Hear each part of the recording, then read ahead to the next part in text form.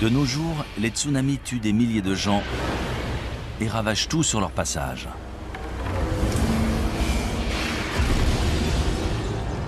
Les séismes détruisent des villes entières. Et les ouragans dévastent le paysage, entraînant des centaines de morts et des milliers de réfugiés dans leur sillage.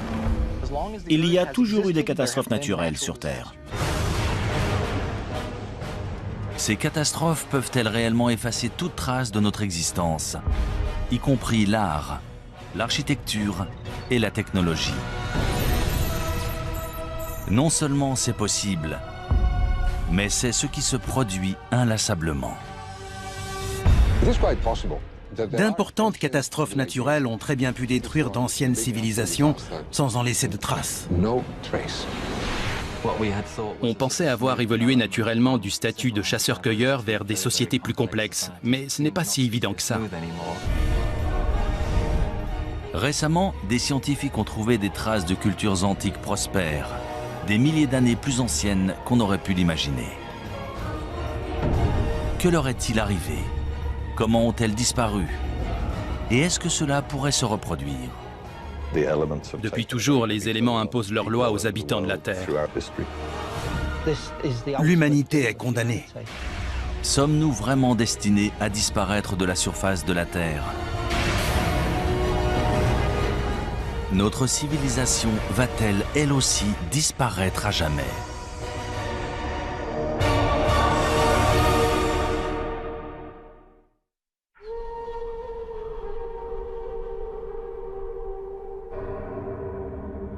Le désert Roub al-Khali en Oman. Ce territoire menaçant et désolé de la péninsule arabique est indiqué sur les cartes sous le nom de quart vide. Ses sables mouvants et sa chaleur écrasante sont le repère de solifuges venimeuses, d'échides mortels et de bandes de bédouins nomades.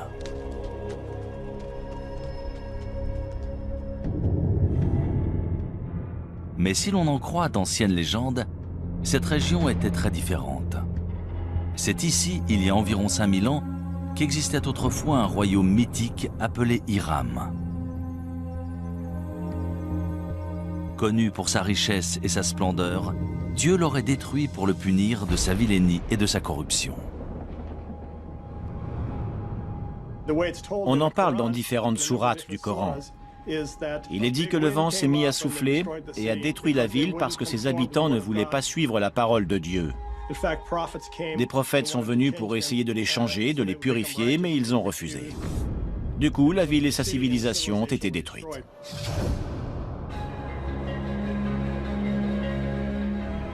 Pendant des siècles, historiens et explorateurs ont cherché des preuves de l'existence d'Hiram. Mais il faudra combiner technologie spatiale et archéologie traditionnelle pour enfin réussir à prouver qu'Hiram est bien plus qu'un mythe. En 1983, Nicholas Clapp, archéologue amateur, adresse une étrange requête à la NASA qui donne lieu à une expédition commune dans la péninsule arabique. Il venait de lire qu'on pouvait utiliser un radar imageur pour cartographier des rivières souterraines en Égypte. Il se demandait si on pouvait s'en servir pour trouver une cité disparue, en connaissant à peu près sa localisation.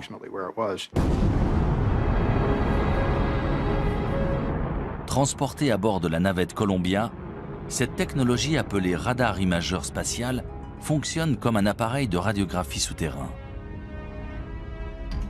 On enregistre d'abord des images depuis l'espace, puis on les modifie numériquement pour faire ressortir des détails invisibles à l'œil nu, notamment d'anciens lits de rivières et des routes de caravanes aujourd'hui enfouies sous le sable. Je n'aurais jamais cru qu'on pourrait découvrir depuis l'espace une cité disparue. Mais ils ont persisté et étudié des détails qui semblaient intéressants. Les images satellites ont un gros avantage. Elles permettent d'observer une région entière, de voir les détails dans leur contexte. Voilà une image d'un radar spatial d'une partie du Sahara, le désert au sud-ouest de l'Égypte, aujourd'hui l'un des endroits les plus secs de la planète. Cette large bande, c'est un ancien canal fluvial aussi large que la vallée du Nil. Et à l'intérieur, on peut voir un canal plus petit. Et voilà ce qu'on verrait une fois sur place. Là, on est au milieu de l'un de ces fleuves et on regarde une rive découpée plus haut. Ça a été une sacrée découverte. Dans l'Antiquité, les gens dépendaient de ressources, comme nous. Ils avaient besoin d'eau et de réseaux de transport. On a vu la relation entre ces différents éléments et découvert des pistes dans cette zone. Ça a été un point de départ dans notre recherche d'Iram. Les images satellites de Roub al-Khali montrent aussi d'anciennes routes de caravanes convergeant vers une zone le long de la frontière est du quart vide.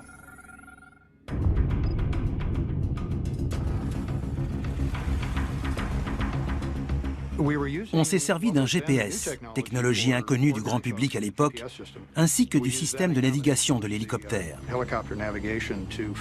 C'est comme ça qu'on a trouvé la route qu'on avait vue sur les images satellites et qu'on l'a suivie dans le désert. C'était vraiment passionnant.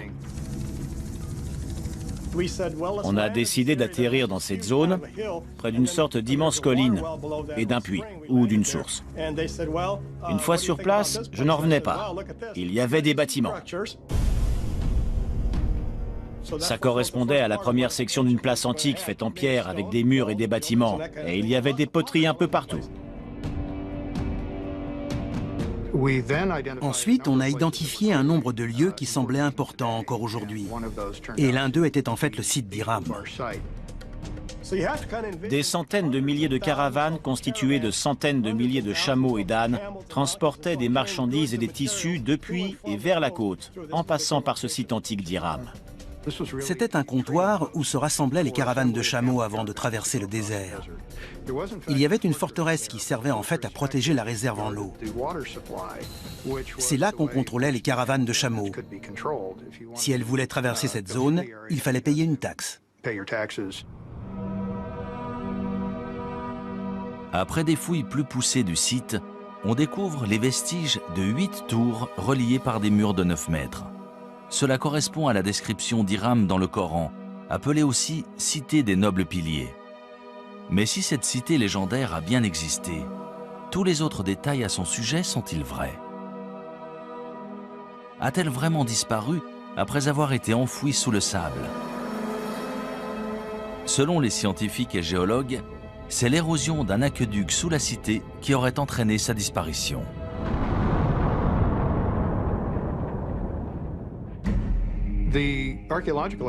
Si l'on en croit les preuves archéologiques autour du site, lorsque les réserves en eau ont diminué, la forteresse s'est effondrée dans un entonnoir et les gens ont fui. Beaucoup sont morts. Les légendes anciennes relatent le même sort étrange. Mais un tel événement peut-il réellement avoir éradiqué un peuple entier? Peut-il vraiment avoir détruit toute trace d'une culture, d'une langue et d'une civilisation? D'après de nombreux archéologues et historiens modernes, de telles conséquences dévastatrices sont tout à fait envisageables. On ne sait déjà presque rien de notre histoire quand on remonte à 3, 4, 5 000 ans en arrière.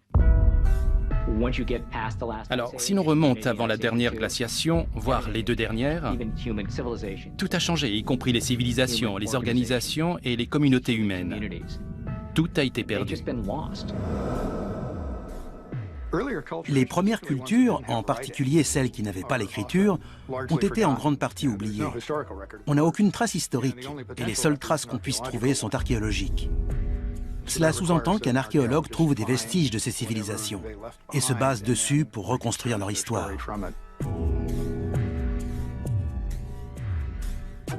Pendant des décennies, on a supposé que les humains existaient depuis environ 200 000 ans et que ce qu'on appelle la civilisation était apparu il y a seulement quelques milliers d'années.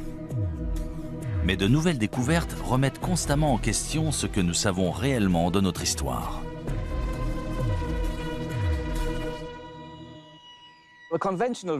On dit qu'une civilisation naît en même temps que les premières villes et les premiers écrits. C'est ce qui est arrivé entre 3000 et 5000 ans avant Jésus-Christ en Mésopotamie, soit à l'Irak aujourd'hui. C'est à ce moment-là qu'on est passé de groupes de chasseurs-cueilleurs à une société agraire, c'est-à-dire à des gens capables de faire pousser leur nourriture. C'est ce qui a permis de rester à un endroit précis. Et c'est avec cette sédentarisation de l'humanité qu'on a commencé à parler du concept de civilisation.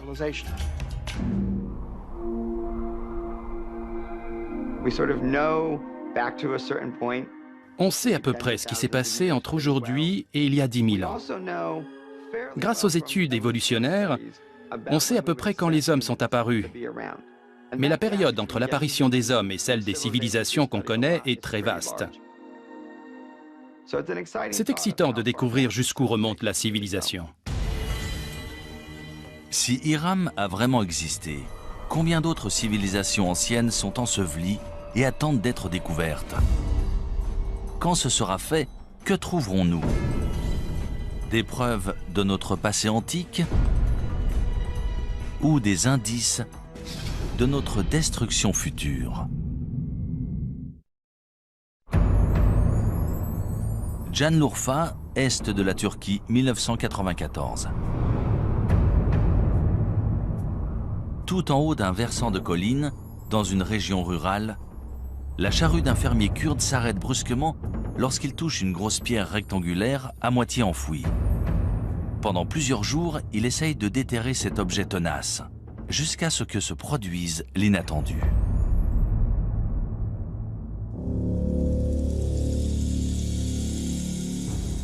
Le fermier découvre des traces de formes étranges sculptées dans la pierre. Très vite, sa découverte attire sur le site des équipes d'archéologues venus du monde entier. Après des fouilles minutieuses, on découvre une série d'immenses mégalithes présentant des sculptures d'animaux en relief extrêmement bien conservées.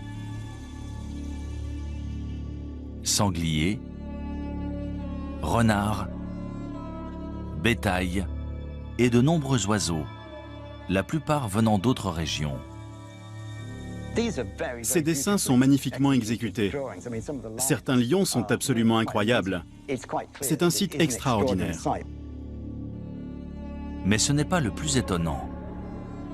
On estime que ce site, connu sous le nom de Göbekli Tepe, ou la colline au nombril, aurait 11 000 ans, soit presque 5 000 ans de plus que tous les autres sites comparables.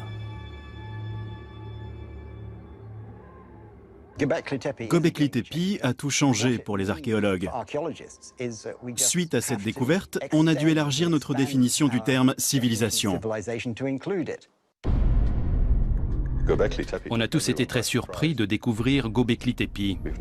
On n'avait encore jamais vu de site aussi élaboré. C'est une découverte incroyable, surtout pour une période aussi ancienne. Göbekli Tepe est un site remarquable. Ces sculptures datent de 7000 ans avant les grandes pyramides.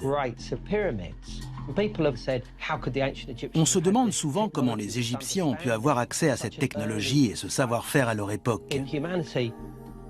Mais maintenant, tout nous apparaît sous un nouveau jour. Göbekli Tepe a été érigé 7000 ans plus tôt.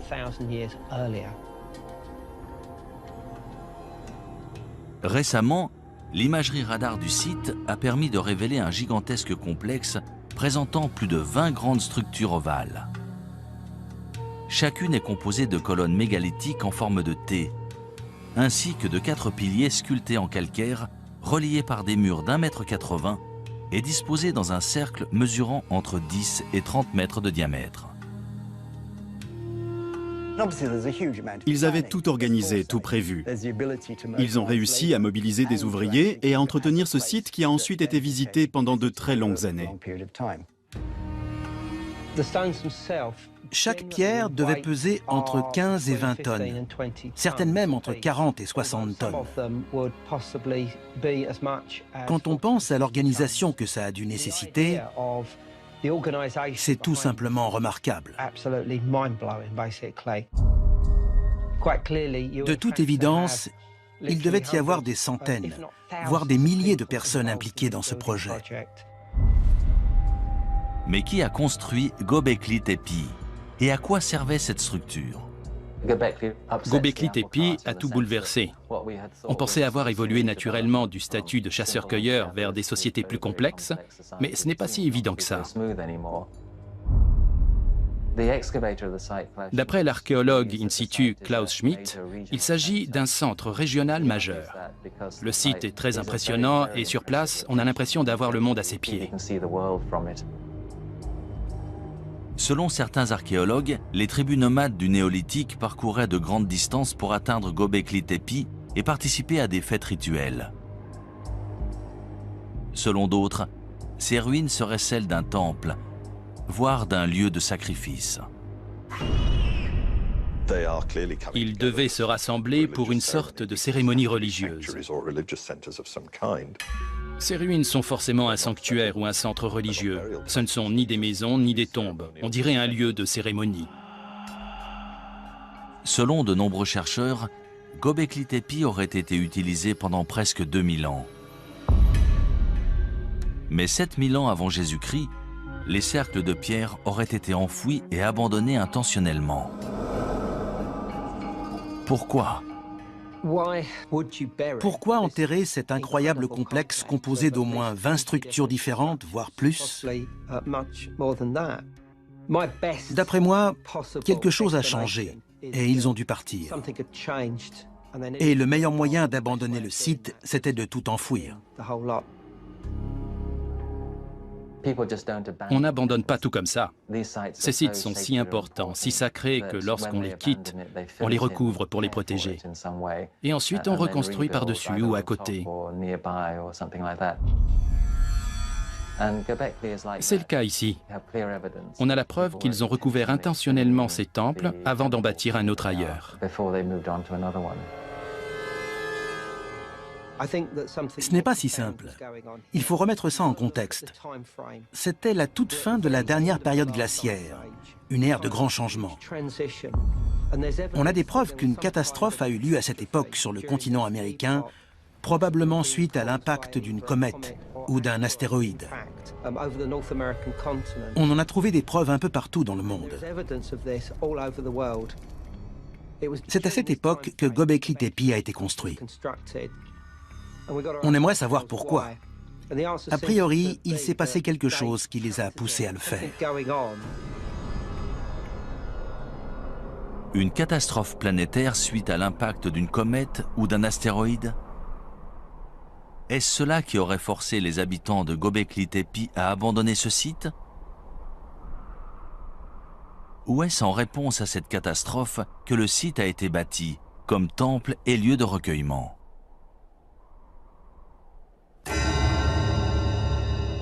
Selon certains chercheurs, la réponse se trouve tout près, au mont Ararat.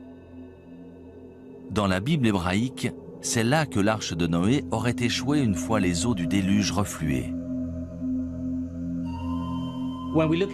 En fait, le mont Ararat se trouve à seulement une centaine de kilomètres de Göbekli Tepe. Quand on observe les animaux sculptés à Göbekli Tepe, il est impossible d'expliquer pourquoi certains d'entre eux ont été représentés étant donné qu'on ne les trouve pas dans cette région. Est-ce que certains de ces animaux vivaient dans cette région à l'époque? Et dans ce cas, d'où venaient-ils? Si l'on en croit la mythologie, il s'agirait des animaux de l'arche de Noé. On a beaucoup étudié les origines du déluge. Ce récit existe un peu partout dans le monde. Il existe une version Ojibwe, une version amérindienne, une version chinoise, et on en parle dans la mythologie grecque et la mythologie hindoue. Il est tout à fait possible que des événements réels aient inspiré la mythologie et les légendes. Ces récits du déluge parlent peut-être de vrais déluges. Ces mythes et récits narrant un déluge et le sauvetage de nombreux animaux à bord d'une arche sont-ils vraiment inspirés de faits réels? Nous trouverons peut-être une réponse en étudiant d'autres civilisations disparues. Que vont-elles nous révéler du mystérieux passé et du futur incertain de l'humanité ?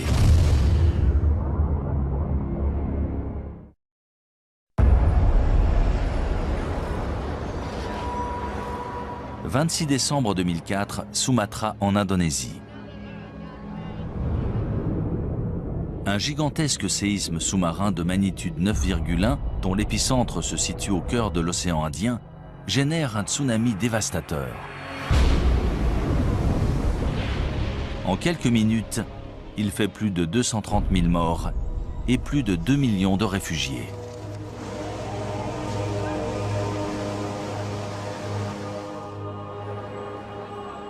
Sept ans plus tard, le 11 mars 2011, un séisme de magnitude 9 fait trembler le nord-est du Japon. C'est le plus puissant séisme qu'ait jamais subi l'île. Quelques minutes plus tard, un tsunami de 9 mètres balaye les terres, emportant des villes entières et environ 23 000 personnes.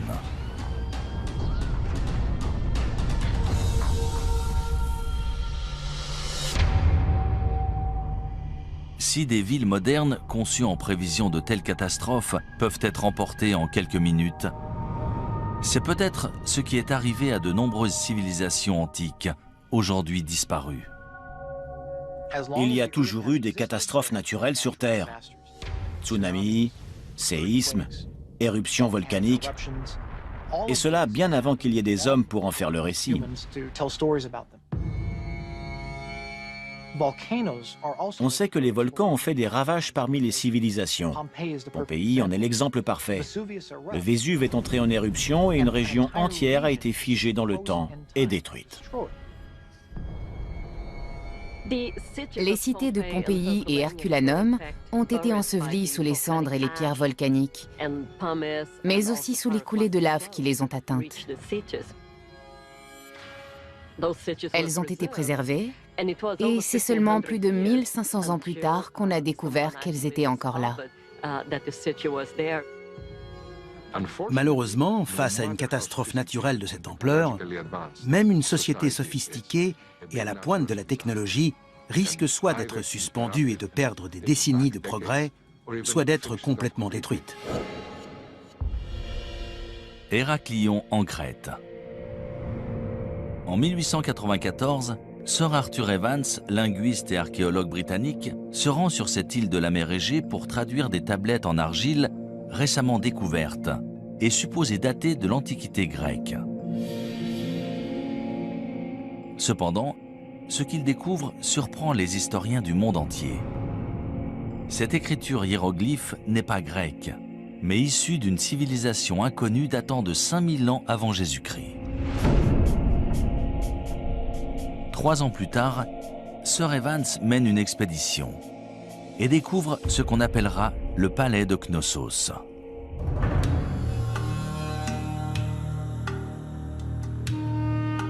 D'après les archéologues, l'imposante structure contenait autrefois des pièces richement décorées, de l'eau courante, chaude et froide, et même des toilettes en intérieur. Sir Evans nomme les bâtisseurs du palais les Minoens, en hommage au roi mythologique Minos de Crète.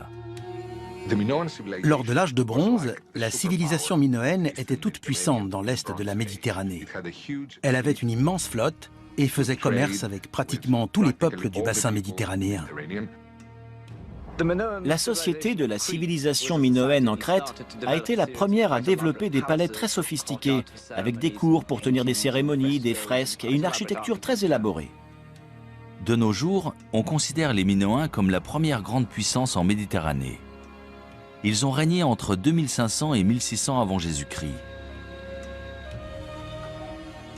Mais comment un peuple si puissant et avancé a-t-il pu disparaître ainsi ?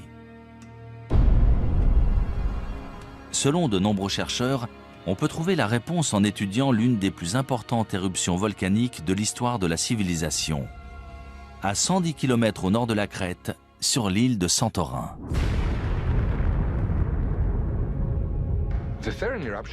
L'éruption de Santorin s'est déroulée en 2 ou 3 phases sur plusieurs jours, voire plusieurs semaines. On pense que les habitants de l'île ont détecté des signes qui les ont avertis, vu qu'on n'a pas trouvé de squelette à Santorin, contrairement à Pompéi. Les habitants de Santorin ont eu le temps de s'enfuir. En revanche, les habitants de Crète ne s'attendaient pas à ce que l'éruption ait de telles conséquences chez eux.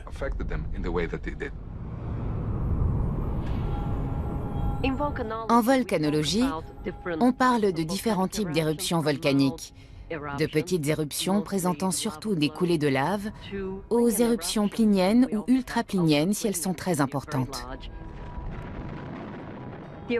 Celle de Santorin était une éruption plinienne, peut-être même ultraplinienne.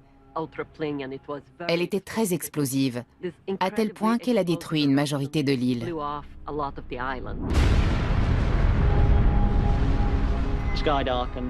Le ciel s'est assombri, le panache volcanique s'est propagé, envoyant des cendres jusqu'à l'île de Rhodes et le sud-ouest de la Turquie. Dans les autres directions, on pouvait entendre les explosions au loin, au fur et à mesure que l'éruption progressait.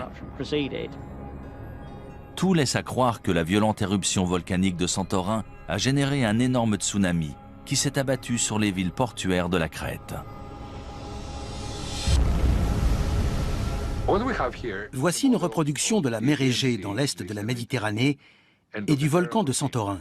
On va voir ce qui s'est passé juste après l'éruption du volcan. Tout d'abord, on a ce qu'on appelle une vague de remblayage suite à l'effondrement de la caldeira du volcan. Ça crée un trou dans la mer. Ensuite, la vague commence à se propager et se dirige vers la Crète, là où vivaient les Minoens. Voilà la vague initiale, elle commence à se propager. Là, c'est la Crète, et dans 20-25 minutes, la vague l'atteindra. Quand elle s'est abattue sur la Crète, la vague mesurait entre 4,50 m et 9 mètres de haut.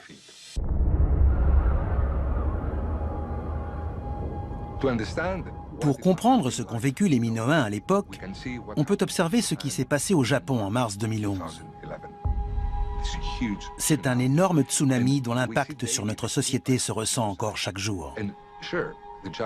Les Japonais ont réussi à se relever, mais ils n'étaient pas seuls. Le monde entier les a soutenus. Les Minoens, eux, n'avaient personne vers qui se tourner.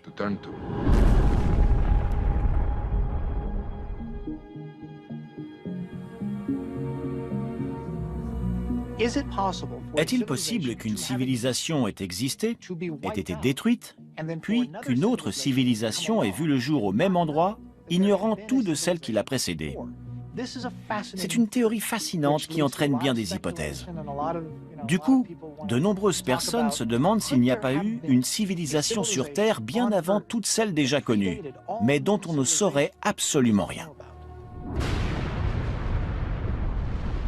Si un volcan actif peut vraiment détruire toute trace d'une civilisation passée, une activité volcanique similaire pourrait-elle représenter la même menace encore aujourd'hui? C'est ce que croient les volcanologues. Ils s'inquiètent qu'une telle catastrophe puisse menacer la côte est des États-Unis. L'île de La Palma, près de Tenerife dans les Canaries, présente une faille. On pense qu'une grande partie de l'île pourrait s'effondrer dans l'océan et, de ce fait, générer un gigantesque tsunami. L'effondrement d'un volcan dans les îles Canaries, le Cumbre Vieja ou La Palma par exemple, pourrait entraîner des dommages sur 20 000 km de côte, de Terre-Neuve jusqu'à la côte est des États-Unis, en passant par les Caraïbes et le nord du Brésil. D'après les simulations, lorsque la vague atteindra la côte est des États-Unis, elle fera 10 à 20 mètres de haut. C'est à peu près la taille de la vague qui s'est abattue sur Sumatra après le séisme de 2004 et de celle qui s'est abattue sur le Japon après le séisme de 2011.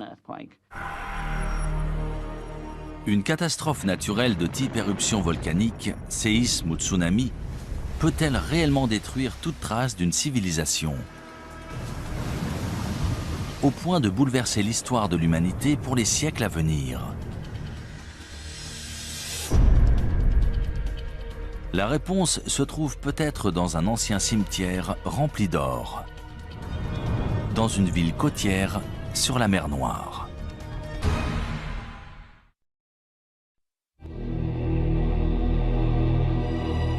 Varna en Bulgarie. Pendant des siècles, cette ville balnéaire de la mer Noire a attiré voyageurs et commerçants en provenance d'Europe et du Moyen-Orient. Au IIe siècle avant Jésus-Christ, les Romains ont profité des sources chaudes locales pour construire une immense série de bains publics. Mais ni les visiteurs, ni ses habitants ne connaissaient le secret enterré sous la ville. Un secret qui, une fois révélé, changerait l'histoire européenne à jamais. Ça s'est passé à la fin de l'automne 1972. Il y avait un site de construction en cours dans la zone industrielle de Varna. Ils creusaient pour installer des câbles électriques. Retcho Marinov, conducteur d'excavateur, creuse une tranchée d'1,20 m de profondeur lorsqu'il tombe sur ce qu'il pense être d'anciens artefacts en cuivre. Il les rapporte chez lui pour les mettre en sécurité. Quelques semaines plus tard, un habitant du village lui a dit que ces objets étaient très intéressants. Le directeur du musée de Dalgopol est venu chez lui et lorsqu'il a vu tous ces objets, il n'en croyait pas ses yeux. Le lendemain, des archéologues du musée de Varna, parmi lesquels Alexander Minchev, retournent sur le site de construction et sont stupéfaits de leur découverte.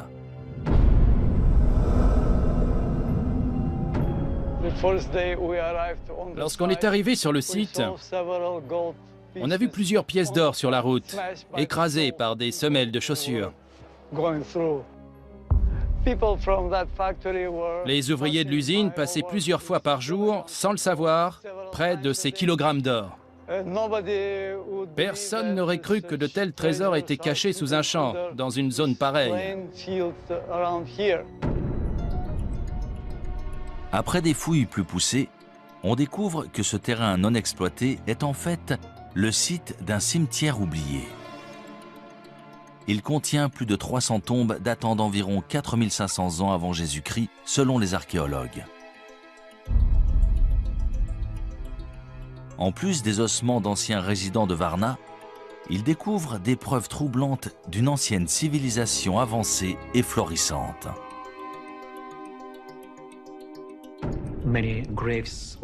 On a trouvé de nombreuses tombes avec des ossements humains. Les corps étaient dans différentes positions, principalement avec la tête orientée vers le nord-nord-est.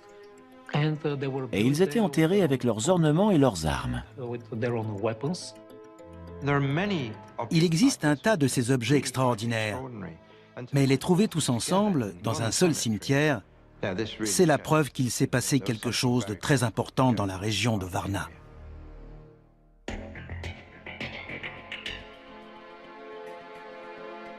On a trouvé à l'intérieur de ces tombes plus de 15 000 artefacts à la conception élaborée, notamment des haches en cuivre et une grande quantité de bijoux en or et en jade.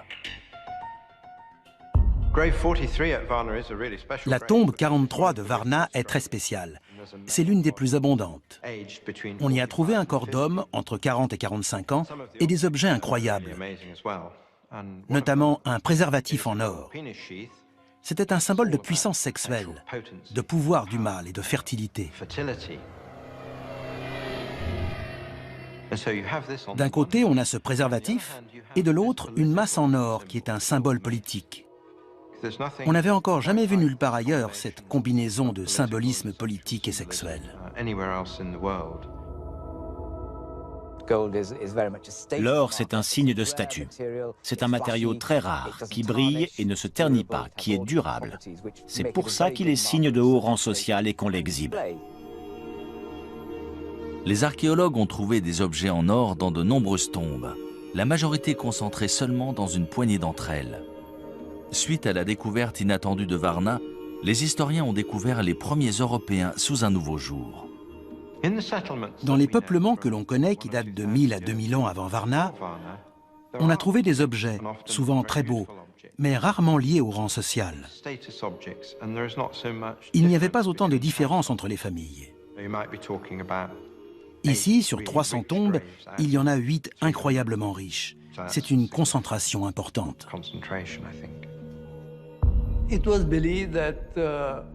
On suppose que pendant l'ère préhistorique, tous les hommes étaient égaux.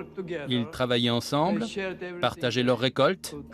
Il n'y avait aucune différence, ni d'ordre social, ni autre. Ils étaient sûrement comme nous. Ils aimaient l'or et les bijoux, et ils se servaient d'outils. Ils n'étaient pas différents de nous. Eux, c'est nous.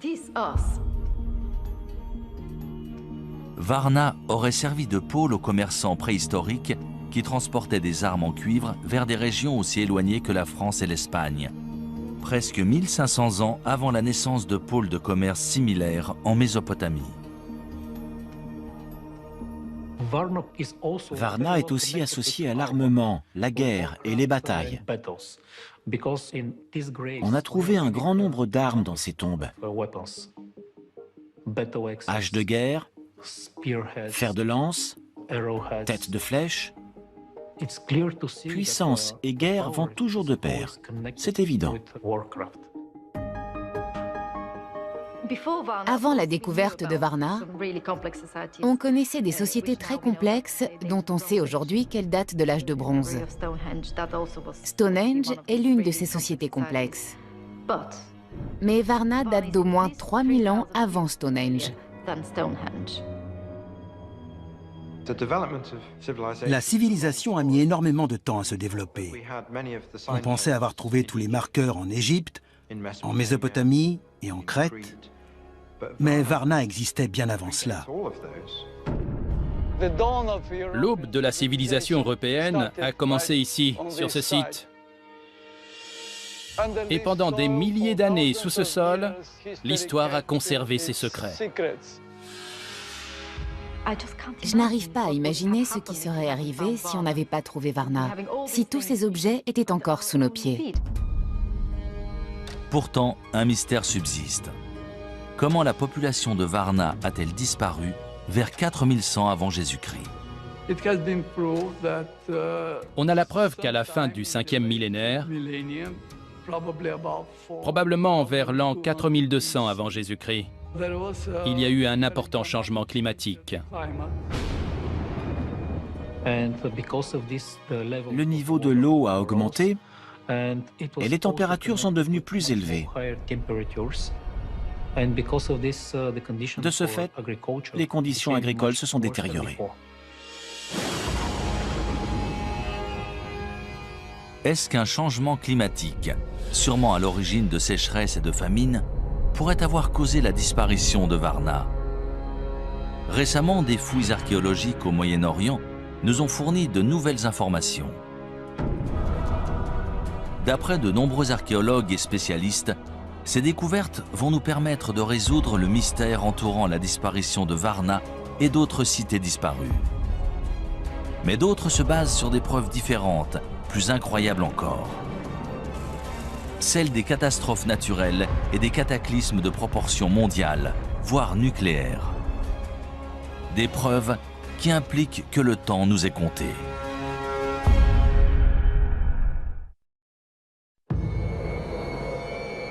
À Moukhar, nord-est de la Syrie, à 13 km au nord de la frontière irakienne.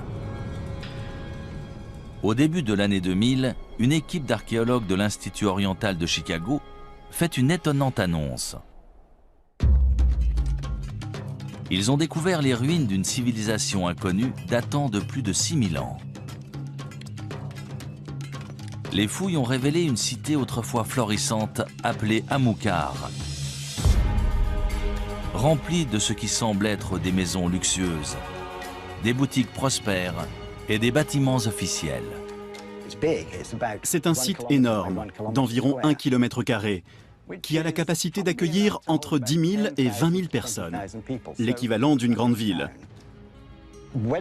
C'était une cité florissante, il devait avoir l'écriture. On n'a pu déterrer qu'une infime partie des bâtiments publics, mais ils étaient entourés d'un vaste mur et de grandes portes. On doit encore mettre à jour certains éléments de cette civilisation toujours enfouie sous un village moderne. Grâce à la découverte d'Amukar, on s'est rendu compte que notre notion d'une cité, c'est-à-dire des divisions du travail avec des lois, un système légal, des structures gouvernementales et une expression artistique, existait peut-être bien avant qu'on ne le croyait. La découverte inattendue d'Amukar a chamboulé ce que les spécialistes avaient établi. Pour eux, la première cité antique était apparue dans le sud de la Mésopotamie, à 650 km à l'est dans l'Irak actuel. Mais si Amukar était bien une vaste cité prospère, pourquoi a-t-elle disparu si soudainement? Vers 3500 avant Jésus-Christ, il y a eu un drame. De toute évidence, ils ont été attaqués. Pendant cette attaque, le peuple d'Amukar a été vaincu. La cité a été détruite et ils n'ont jamais pu reconstruire plus qu'un petit village. La cité ne s'est jamais remise de cette attaque. Une partie de ce peuple du 4e millénaire avant Jésus-Christ a été décimée. Lors du dernier décompte, on avait une douzaine de squelettes. Mais d'après ce que je sais, certains corps n'ont pas été enterrés dans les règles. Qu'une guerre ait détruit ce site, ça me semble plutôt convaincant.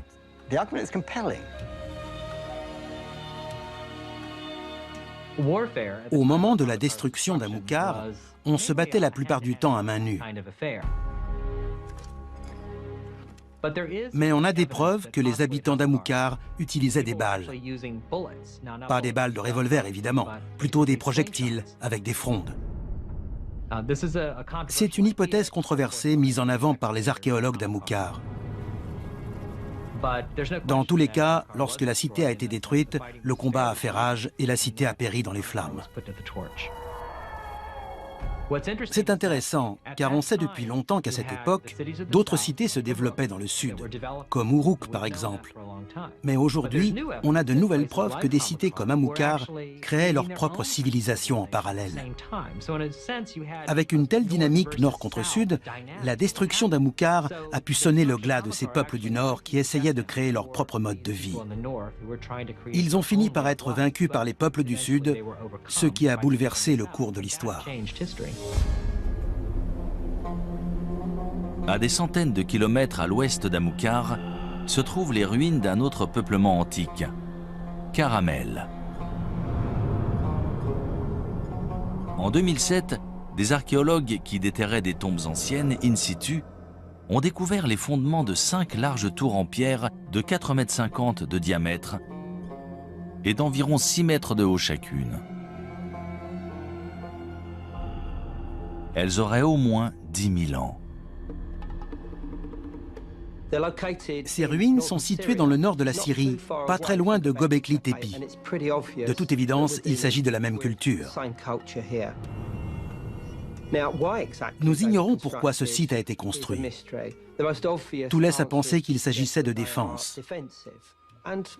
Il devait sûrement faire face à des prédateurs, animaux ou humains. À quoi servaient ces tours? Est-ce qu'elles faisaient partie d'une forteresse? S'agissait-il de tours de guet ou avaient-elles une autre utilité? Honnêtement, on n'en sait rien. Caramel, dans le nord-ouest de la Syrie, est un site important. C'est la toute première preuve de structure permanente en pierre, datant de 2000 ans avant ce que l'on pensait être la structure permanente la plus ancienne dans la cité de Jéricho. Avec la découverte de Caramel, on a abandonné l'idée que l'évolution depuis le néolithique a été un processus unique. Je peux vous nommer de nombreux autres sites où l'on a trouvé des cultures locales distinctes, chacune très élaborée, mais différentes les unes des autres. Il n'y a pas eu un seul grand développement. Il y en a eu tout un tas, certains plus réussis que d'autres. Pour la plupart des spécialistes, Caramel et Amukar ont été détruites par des armées venues du sud de la Mésopotamie. Dans l'Antiquité, il y avait énormément de conflits. Je ne parle pas de guerre mesquine et irréfléchie. Il s'agissait d'agrandir des cités, de s'approprier plus de territoires et de subordonner plus de villes pour taxer plus de résidents. Ces guerres territoriales sont-elles la seule cause de la destruction de ces grandes cités antiques? Depuis peu, une autre théorie infiniment plus hasardeuse a vu le jour. Caramel et Amilcar ont peut-être été victimes d'une étrange et spontanée explosion nucléaire. En 1972, des scientifiques du Gabon en Afrique découvrent des traces d'un événement nucléaire au cœur d'une mine d'uranium. On sait que les réacteurs nucléaires génèrent des déchets. En mesurant la quantité, on peut dire de quand ils datent. Et c'est comme ça qu'on a découvert qu'ils remontaient à 2 milliards d'années. Il y a un réacteur nucléaire dans le Soleil, à l'origine de toute vie. Mais pourrait-il y en avoir un sur Terre? Après tout, dans les années 50, on se demandait s'il était possible de créer un réacteur nucléaire naturel dans l'écorce ou le noyau terrestre. L'uranium-235 est notre principale source de réacteurs à fission nucléaire. C'est assez commun, plus que l'or. Sur l'échelle des larges éléments qui peuvent se diviser, celui-ci est relativement courant et peut être extrait. Pour créer une réaction nucléaire, il faut surtout 2 choses. Un uranium suffisamment dense et de quoi ralentir les neutrons. Le mieux pour ralentir des neutrons et obtenir une réaction en chaîne, c'est l'eau. Et dans cette zone d'Afrique de l'Ouest, il y avait la parfaite combinaison avec juste ce qu'il faut d'eau et d'uranium suffisamment dense pour obtenir un réacteur nucléaire. Avec un réacteur naturel, on peut engendrer une catastrophe de l'ordre de celle de Tchernobyl, 1 degré de radiation qui pourrait affecter la santé des gens. Si de l'uranium venait à alimenter un réacteur nucléaire naturel, cela engendrerait une fission nucléaire, et c'est ce qu'on veut éviter à tout prix. Dans tous les cas, ça serait sous terre. Ça aurait les mêmes effets qu'un volcan. Donc, ce serait bien une catastrophe naturelle. Selon certains scientifiques, une telle explosion nucléaire aurait balayé toute vie à des centaines, voire des milliers de kilomètres autour du site du dépôt d'uranium. Si cela s'est produit en Afrique de l'Ouest, pourquoi pas ailleurs? Peut-être même à Amilcar. Quand on sait que c'est arrivé à un endroit précis il y a environ 2 milliards d'années, on se dit qu'il y a forcément d'autres endroits, en particulier sous terre, où l'on n'a pas bien cherché. À mon avis, peu de gens croient que ces civilisations ont disparu suite à d'importantes catastrophes naturelles. Combien ont disparu il y a 20 ou 30 000 ans et dont on ignore encore tout? On ne se concentre que sur les civilisations des 5000 dernières années. On ne sait rien au-delà de l'histoire chinoise ou égyptienne.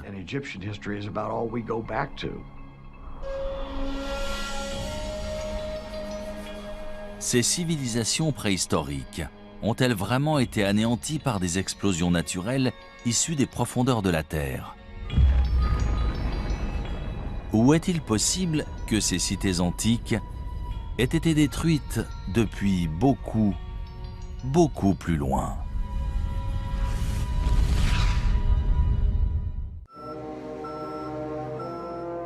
« 21 décembre 1968. Mission Apollo 8 de la NASA. Dirigée par le commandant Frank Borman, c'est la première fusée habitée à atteindre la Lune.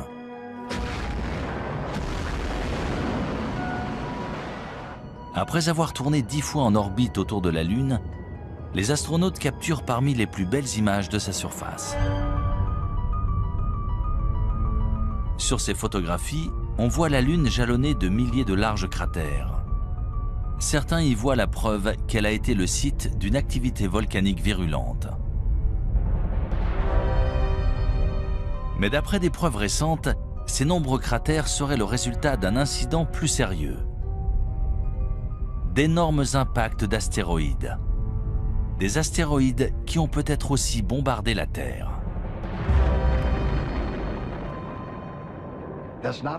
Ce n'est pas un homme sur la Lune, mais des cratères. Et au cours de l'histoire de la Lune et du monde, de nombreux autres objets ont probablement touché la Terre, puis la Lune. Mais on n'en sait rien.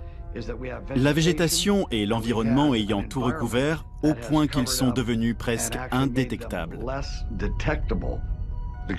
La plus grande catastrophe naturelle qui pourrait se produire et tous nous anéantir, ce serait l'impact d'un bolide, une météorite qui tomberait sur Terre.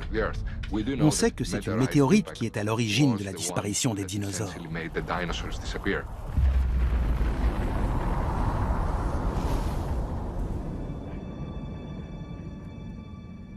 Nous voici au bord du météore cratère, site célèbre d'un impact de météorite dans le nord de l'Arizona. Le cratère a été formé il y a 50 000 ans lorsqu'un astéroïde d'environ 45 mètres de diamètre est entré dans l'atmosphère à environ 42 000 km/h. Il a frappé le sol avec une force équivalente à celle de 1000 bombes atomiques.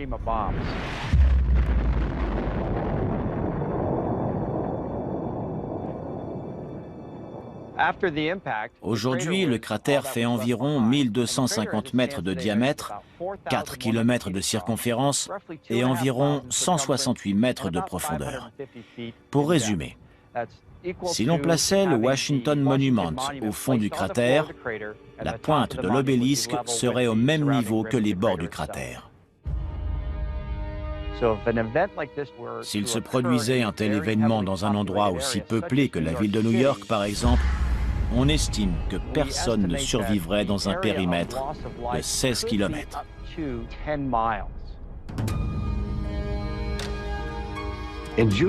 En juin 2002, il s'est produit un événement qui aurait dû tirer la sonnette d'alarme. Un astéroïde de la taille d'un terrain de football est passé entre la Terre et la Lune, à un tiers de la distance qui nous sépare de la Lune. Il a fallu qu'il nous dépasse pour qu'on sache qu'il était là. S'il avait atterri dans le Pacifique, il aurait pu balayer le sud de la Californie avec un tsunami. Un objet d'un incroyable pouvoir destructeur a frôlé la Terre et on ne s'en est rendu compte qu'après son passage. On ne peut pas laisser ce type de menace passer inaperçue à l'avenir. En 2005, la NASA a commencé à suivre les plus gros astéroïdes connus risquant de heurter la Terre. C'est ce qu'on appelle des objets géocroiseurs. Un objet géocroiseur est soit une comète, soit un astéroïde progressant dans l'espace proche de la Terre. Techniquement, c'est un objet qui peut se trouver à 45 millions de kilomètres de l'orbite de la Terre et dont la taille peut varier entre une balle de golf et un pâté de maison, voire plus. Même si de nombreuses météorites de la taille d'une balle de baseball entrent tous les jours dans notre atmosphère, ils se désintègrent dans la haute atmosphère. Seuls les astéroïdes d'au moins 30 mètres de diamètre risquent de frapper la surface de notre planète. Le dernier astéroïde le plus dévastateur a frappé la Terre le 30 juin 1908 au-dessus de la rivière Tunguska, en Sibérie russe.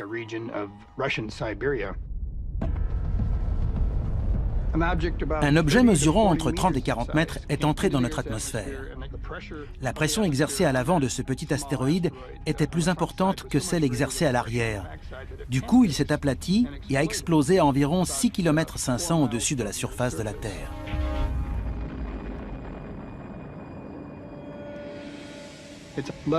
Des arbres sont tombés sur 2000 km². C'est une région inhabitée. Il n'y a donc pas eu de blessés, mais des rennes sont morts. Des arbres se sont renversés et il y a eu de nombreux dégâts. On parle d'environ 5 mégatonnes d'énergie, soit 385 fois l'énergie générée par la bombe d'Hiroshima à la fin de la Seconde Guerre mondiale. Même si l'impact d'un météore de la taille d'un terrain de football aurait des conséquences dévastatrices, les scientifiques redoutent surtout des objets encore plus gros. Il y a environ 1000 astéroïdes d'1 ou 2 kilomètres, voire plus, dans l'espace près de la Terre. Un impact de ce type entraînerait des conséquences planétaires.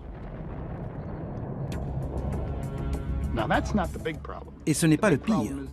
La poussière et les débris projetés dans l'atmosphère plongeraient la Terre dans le noir. Sans oublier les pluies acides et les tempêtes de feu causées par les débris s'abattant sur notre planète. En plus de la poussière, la suie stopperait la photosynthèse, indispensable aux plantes. Et bien sûr, aux animaux se nourrissant de ces plantes. En cas d'impact d'astéroïdes, le plus problématique serait les effets secondaires. Lorsqu'on parle d'impact d'astéroïdes ou de météores, on parle d'objets qui pourraient annihiler non seulement des populations d'organismes vivants, mais des civilisations entières, comme ils l'ont fait par le passé. Ces dernières années, l'équipe d'observation des objets géocroiseurs de la NASA a élargi ses recherches pour inclure des objets de plus de 140 mètres de diamètre. L'un d'eux, un astéroïde de 300 mètres de large nommé Apophis, devrait approcher la Terre en 2029. Apophis est très gros. Il a été découvert en 2003 et pendant un temps, on pensait qu'il allait heurter la Terre. Il y avait une chance sur 37 qu'il nous heurte en 2029. Mais grâce à des observations poussées, on a exclu un impact en 2029. Malgré tout, il passera tout près. Il sera visible à l'œil nu depuis l'Europe. Vous devriez voir un astéroïde passer près de la Terre sans la heurter.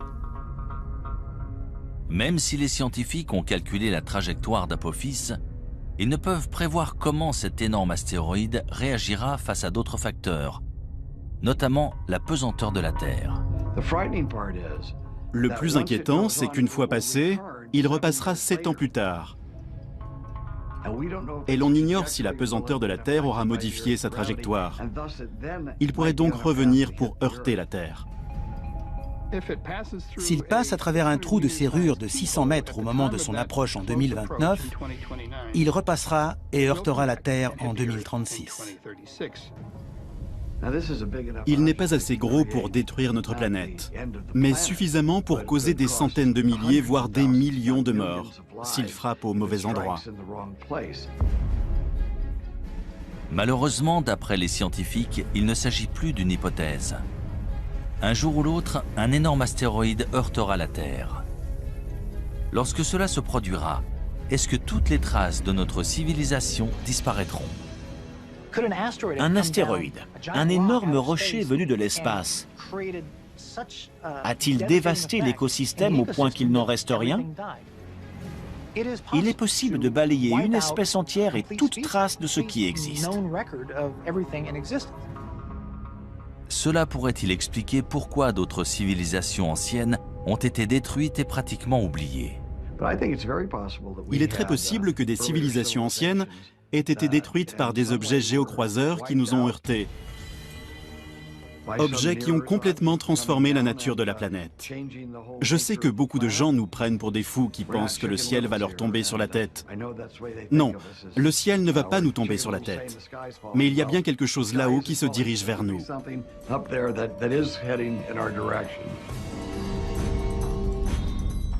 Si un météore heurte la Terre de notre vivant, que pourrons-nous entreprendre pour minimiser ces ravages? Sommes-nous suffisamment préparés pour ne pas perdre les siècles d'avancées technologiques dont l'humanité peut se vanter? Ou sommes-nous plus vulnérables que nous ne le pensons?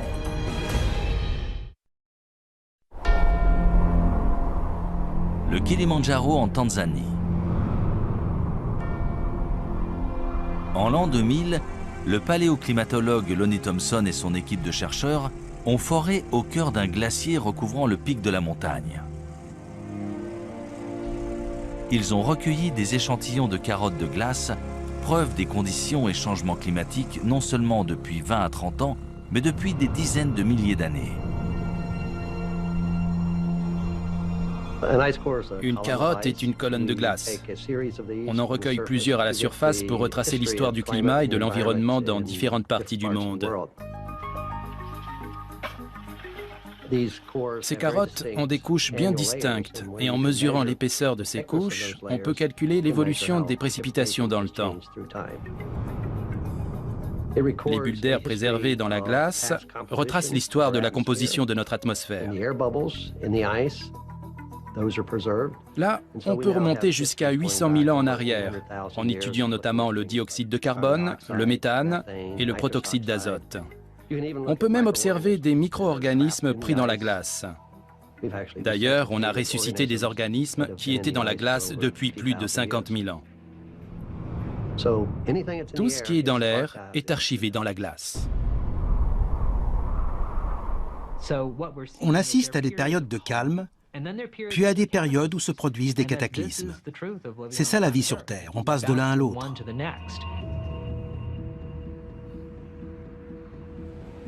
Stockées dans ces immenses congélateurs à l'Université d'État de l'Ohio, voici les carottes de glace que Lonnie Thompson a recueillies dans des glaciers du monde entier. On en a recueilli plus de 7000 mètres. C'est la seule collection tropicale de carottes de glace au monde. Certaines viennent du Kilimandjaro et d'autres de l'archipel François-Joseph à l'extrême nord de la Russie. On a toute une collection provenant de l'Himalaya et du Tibet. La plus ancienne carotte jamais forée dans une région montagneuse vient de l'ouest de la Chine et date d'il y a plus de 750 000 ans.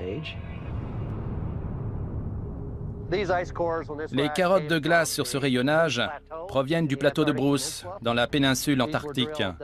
Elles ont été forées cette année et seront découpées et étudiées dans le laboratoire. D'après une étude récente de ces échantillons, un événement climatique radical s'est produit sur Terre il y a environ 5200 ans.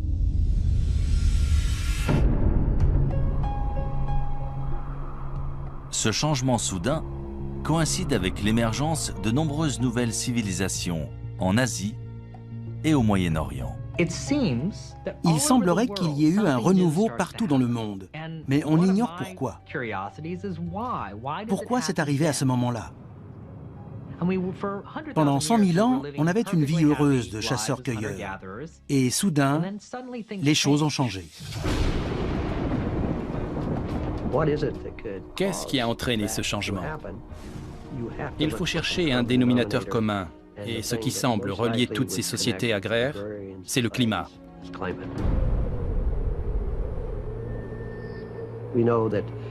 On sait qu'à cette époque, le désert du Sahara s'est asséché.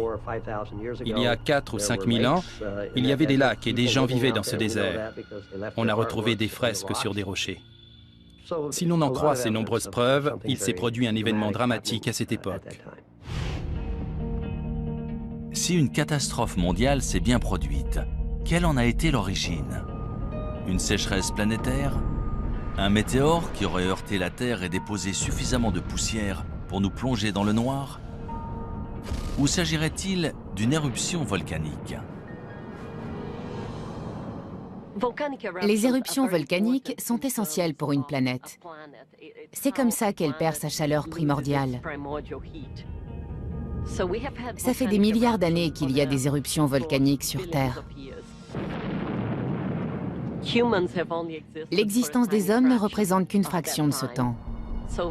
Il y avait des éruptions volcaniques bien avant eux, et il y en aura bien après eux. Sans elles, la Terre ne serait pas ce qu'elle est aujourd'hui. On compte de nombreux volcans actifs à travers le monde, la plupart trop petits pour détruire la Terre à l'échelle mondiale. C'est sans compter sur un supervolcan. Il y a des volcans qu'on considère comme normaux. Ils rejettent une certaine quantité de lave et d'énergie et génèrent une explosion d'une certaine taille. Si la lave et les gaz d'un volcan sont particulièrement bien enfermés, la pression sera d'autant plus forte et l'explosion d'autant plus massive. Et c'est ce qu'on appelle un supervolcan. Certains volcans génèrent des éruptions très importantes. En général, ce sont les volcans autour de la ceinture de feu, ceux qui présentent des calderas, notamment en Nouvelle-Zélande, en Papouasie-Nouvelle-Guinée ou même en Alaska. Les scientifiques ont identifié au moins 7 supervolcans dans le monde. Le plus grand se trouve sous le parc national de Yellowstone, dans le Wyoming. Si l'on en croit la géophysique, à Yellowstone et dans certains autres endroits sur Terre, il y a une concentration de chaleur en profondeur, ce qui entraîne une fonte partielle de la roche dans ces régions. Et de ce fait, de temps à autre, cela peut provoquer une gigantesque éruption.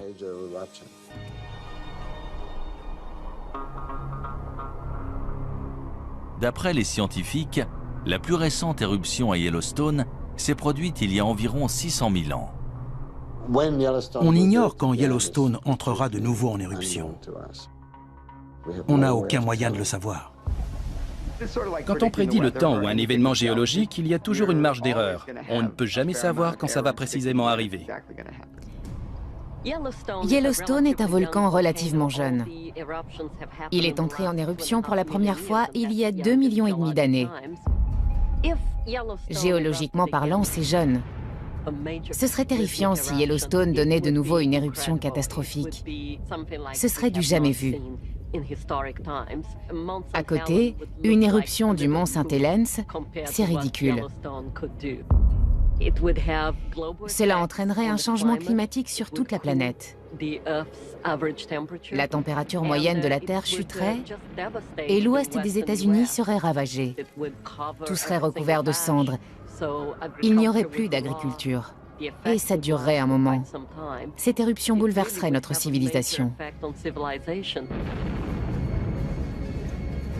La cendre et les gaz toxiques émis lors d'une grosse éruption pourraient créer un brouillard qui plongerait la planète dans le noir pendant plusieurs années. Dans l'obscurité, les récoltes et les animaux mourraient, condamnant les hommes à mourir de faim. Si Yellowstone explosait aujourd'hui, vu que nous sommes de plus en plus nombreux, les conséquences de l'éruption seraient beaucoup plus grandes que par le passé. 7 millions de personnes voient le jour chaque mois à travers le monde. C'est du jamais vu. Notre planète est vulnérable. Nous ne sommes pas prêts. Notre société moderne est aussi fragile que ces sociétés antiques de grande envergure. Il y a énormément d'habitants, on se repose sur les ressources de la Terre et à force de les utiliser de manière si intensive, on les détériore. Pour beaucoup, notre société est au bord de l'effondrement. Les hommes sont des êtres très dépendants par nature. On a tendance à l'oublier dans notre société actuelle, mais il existe des forces bien plus puissantes que nous. Ces forces ont toujours été là et ont déjà bouleversé des cultures et des civilisations par le passé.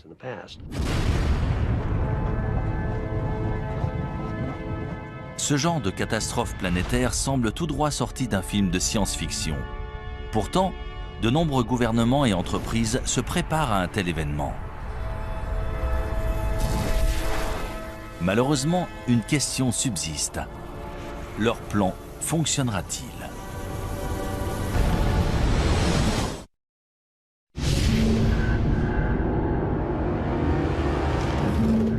Selon les scientifiques, notre planète a déjà subi plusieurs extinctions par le passé. Suite à ces événements, le nombre de plantes et d'animaux s'est vu réduit à quelques spécimens.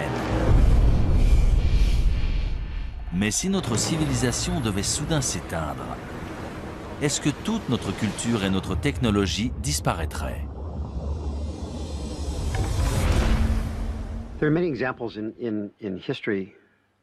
Ce ne serait pas la première fois qu'un peuple perd ses technologies et son savoir-faire. Bien sûr, l'exemple le plus célèbre est celui de la bibliothèque d'Alexandrie en Égypte. Lorsque cette bibliothèque a été détruite au 1er siècle de notre ère, toutes ces incroyables connaissances accumulées dans l'Antiquité ont été perdues. Et il ne s'agissait pas uniquement des connaissances des Égyptiens, tout le monde classique a été touché. Que devient une civilisation si ses connaissances collectives disparaissent? On ne saura jamais ce que notre civilisation aurait pu être si la bibliothèque d'Alexandrie n'avait pas été détruite. Les Égyptiens avaient un savoir incroyable, en particulier dans le domaine médical, et nous l'avons perdu. Est-ce qu'on en a recouvré ou redécouvert la majorité? Sûrement. Mais notre société serait-elle encore plus avancée si nous n'avions pas perdu ces connaissances, si nous n'avions pas dû attendre de les redécouvrir? Bien sûr, il est possible que certaines idées et connaissances de ces sociétés antiques aient été perdues pour toujours.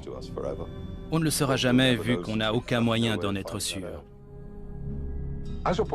Contrairement à l'Antiquité où bon nombre d'informations étaient gravées dans la pierre, aujourd'hui, on enregistre nos données et nos archives dans des puces mémoire en silicone. Si elles venaient à disparaître, dans des dizaines de milliers d'années, les gens auraient bien du mal à reconstruire nos vies et à se faire une idée de la façon dont on vivait. Paradoxalement, l'art rupestre préhistorique a probablement plus de chances de survivre que notre technologie moderne. Hutchinson, Kansas. À 200 mètres sous la ville se trouve un immense centre de stockage, aussi long que 35 terrains de football. En 1959, on a ouvert à l'intérieur d'une mine de sel la chambre souterraine d'Hutchinson pour protéger d'importants documents et biens du gouvernement pendant la guerre froide. Aussi appelée stockage éternel, c'est probablement la plus grande capsule témoin du monde. Une cave ou un sous-sol n'est pas toujours le meilleur endroit pour conserver des objets de valeur, mais il y a des avantages. La température est stable et les réactions chimiques responsables de la dégradation des objets dépendent justement des changements de température. L'humidité joue aussi un rôle important. Un degré d'humidité stable, ni trop élevé ni trop bas, c'est idéal pour la conservation. C'est l'une des raisons pour laquelle les musées ont toujours une température et un degré d'humidité stable. Et un moyen simple d'y parvenir, sans utiliser trop d'énergie, c'est de s'enfoncer sous terre. Dans cette mine, en plus, le sel absorbe naturellement l'humidité. Prenons le cuir qui a servi à rédiger les manuscrits de la mer Morte. Il a été lavé dans cette mer salée et le sel a agi comme un conservateur naturel, empêchant les microbes d'abîmer le cuir. C'est pour ça qu'ils sont encore en si bon état aujourd'hui. Parmi les objets précieux et rares stockés ici, les copies originales de nombreux films et programmes télé populaires, ainsi que des photographies et documents historiques importants. Grâce à une température constante de 20 degrés Celsius, cette chambre souterraine offre des conditions de préservation presque parfaites. Quelle que soit la civilisation, y compris la nôtre, quand on veut conserver un objet, il faut le mettre dans une chambre forte ou une grotte pour qu'il ne soit pas exposé aux éléments. Il existe dans tout le sud de l'Europe des grottes abritant des dessins et peintures extrêmement bien conservés. La plus ancienne et élaborée de toutes a été découverte en 1994 dans la vallée de l'Ardèche en France. D'après les scientifiques, les œuvres à l'intérieur de la grotte Chauvet datent de 30 000 ans avant Jésus-Christ. C'est l'une des plus belles grottes ornées de la période glaciaire. C'est impressionnant. On n'en avait encore jamais vu de cette taille dans cette région. Elle est d'une incroyable richesse. Il y a environ 400 peintures et gravures d'animaux, de magnifiques représentations de chevaux, de rhinocéros, d'ours, une grande variété d'images.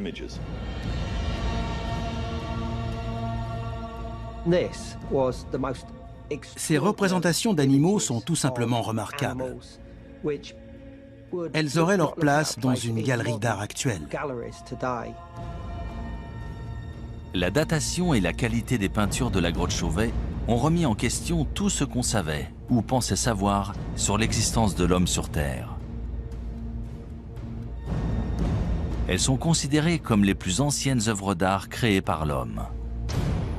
Le plus intéressant, c'est qu'il s'agit d'Homo sapiens qui ont tenté de représenter des idées et pensées abstraites sur les murs d'une grotte, bien avant l'invention de l'écriture et bien avant n'importe quelle définition de civilisation. Pourquoi ont-ils fait ça? Ces artistes antiques ont-ils créé leur art sur des murs de pierre au cœur des grottes pour le protéger des générations futures? Dans 30 000 ans, les seules traces de notre existence seront-elles stockées en sécurité sous la terre?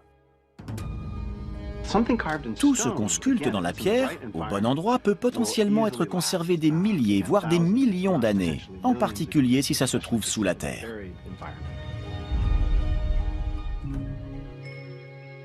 C'est sur une île norvégienne isolée, à 1300 km au sud du pôle Nord et à presque 125 mètres au cœur d'une montagne de grès, que se trouve la réserve mondiale de semences du Svalbard.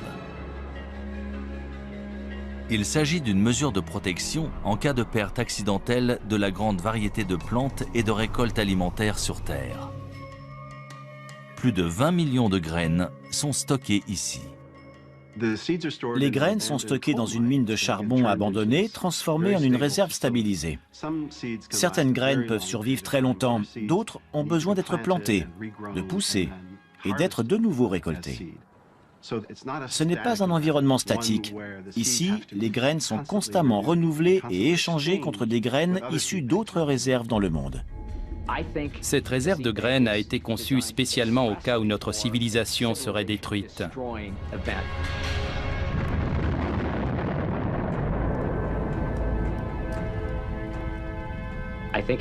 C'est un moyen de s'assurer que s'il reste des survivants, ils pourront reconstruire notre société. Et ils y arriveront d'autant mieux avec ces graines. Ce qui fait de l'homme un être unique, c'est sa capacité à réfléchir au passé, au présent et aussi à l'avenir. On réfléchit souvent à ce qu'on voudrait léguer à nos petits-enfants. C'est un moteur pour la plupart des gens. Même les premiers hommes ont sûrement pensé à enterrer ou mettre quelque chose en sécurité pour les générations futures.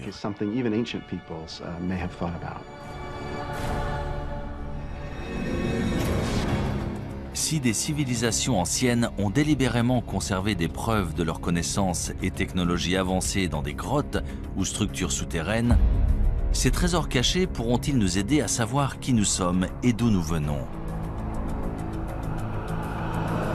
Et surtout, quel pourcentage de notre civilisation survivra dans le futur? Pouvons-nous réellement disparaître de la planète sans laisser de traces?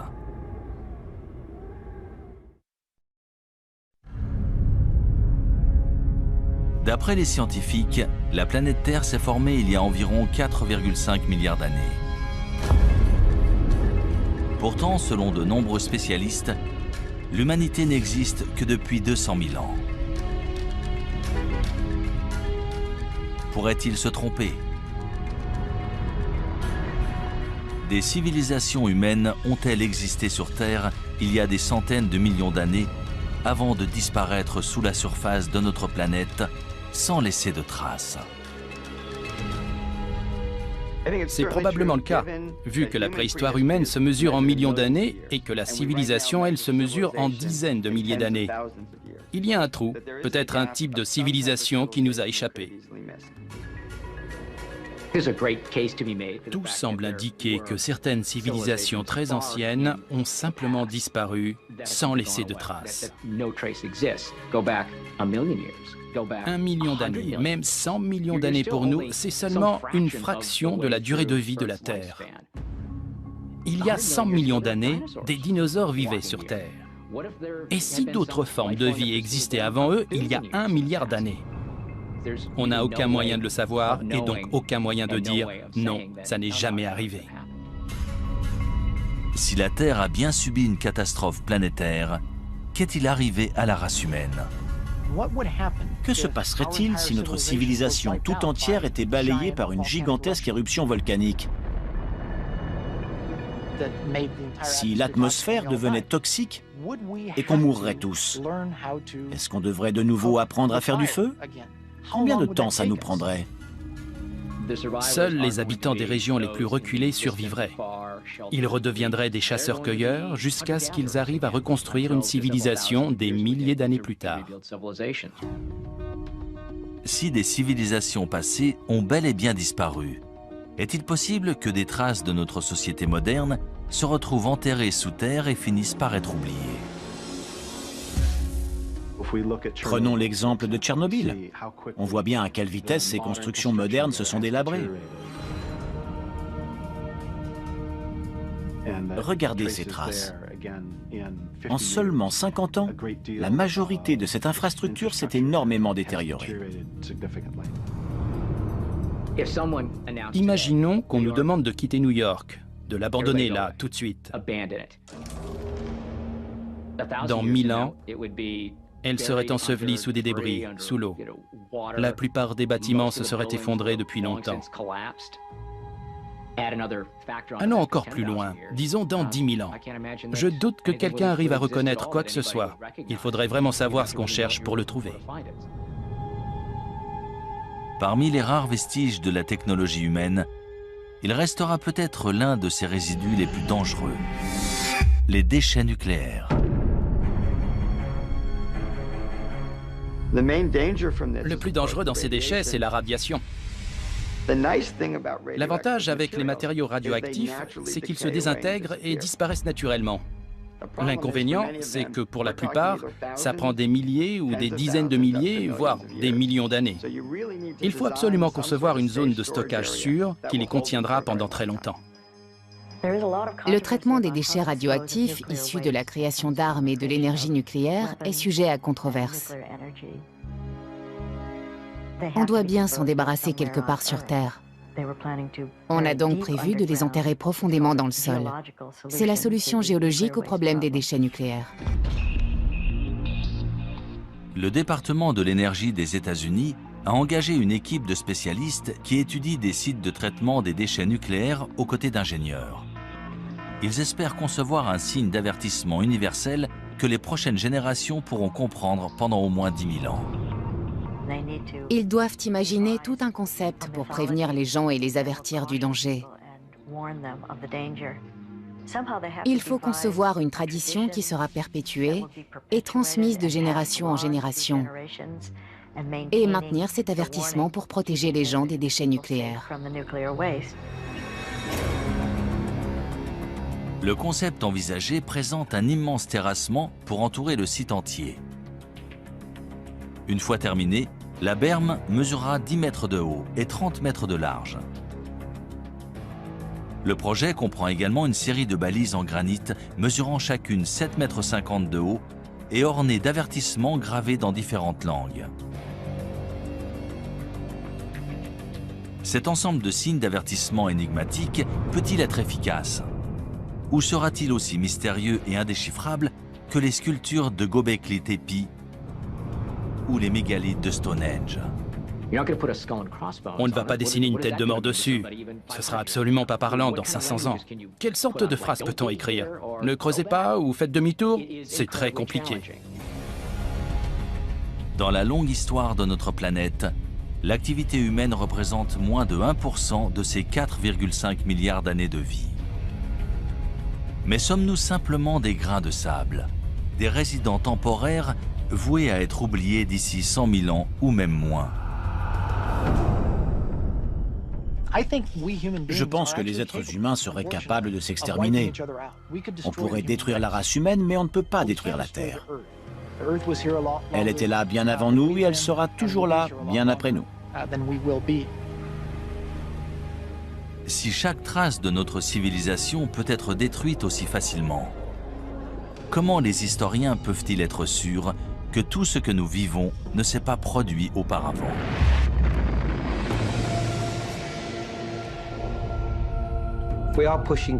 Plus ça va, plus on remonte loin dans l'histoire. À mon avis, on va finir par découvrir des vestiges qui nous feront réaliser que les civilisations ont bel et bien existé, bien plus tôt qu'on ne le pense. Des vestiges qu'on ne voit pas pour l'instant.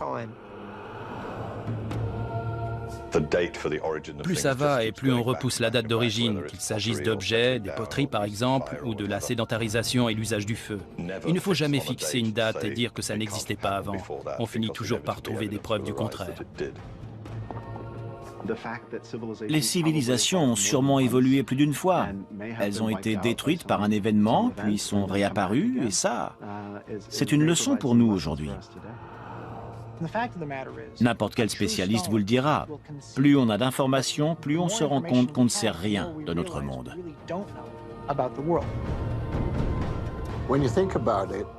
Quand on y pense, les traces écrites qu'on a de ce passé lointain sont si infimes qu'en fait, on ne sait presque rien. L'histoire de l'humanité est-elle si mystérieuse? Ou reste-t-il des indices cachés attendant d'être découverts? Quand nous les trouverons, écouterons-nous leur avertissement? Et si nous n'en tenons pas compte, deviendrons-nous une autre civilisation disparue?